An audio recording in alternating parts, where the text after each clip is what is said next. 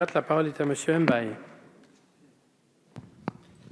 Merci Monsieur le Président, Madame la Ministre, Monsieur le rapporteur, chers collègues. Nous voilà donc devant un article, l'article 34, qui génère beaucoup d'émotions parmi nos concitoyens.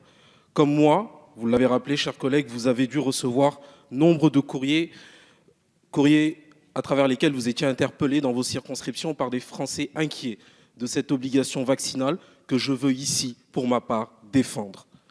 Chers collègues, la République laïque ne reconnaît ni ne salarie aucun culte. Elle a depuis ses débuts, elle a rendu un culte fervent à la raison, raison libératrice et protectrice à laquelle les lieux mêmes, chers collègues, où nous siégeons, sont un hommage. Chers collègues, c'est cette raison que nous devons servir.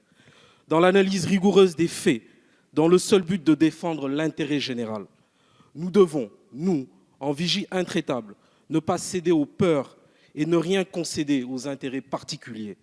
Nous ne devons avoir qu'un but, penser à la protection de nos concitoyens. Et pour atteindre ce but, l'OMS nous conseille d'atteindre une couverture vaccinale de 80% de la population. L'atteinte de cet objectif, chers collègues, pourrait nous permettre, encore une fois, de vaincre beaucoup de maladies qui reviennent. N'avons-nous pas déjà réussi à vaincre la variole ? Si, par les vaccins, en 1976, Madame Fiat. Ça a été le cas, et c'était sur une obligation vaccinale. Chers collègues, je veux vous dire que ceux qui souffrent en premier de ne pas être protégés contre une maladie, ce ne sont pas ceux qui ont les moyens de payer les soins. Ce sont les plus fragiles. Ceux qui, faute de protection, se retrouvent à la merci des circonstances. L'extension de l'obligation vaccinale poursuit ce but de protection de tous à travers celle des enfants.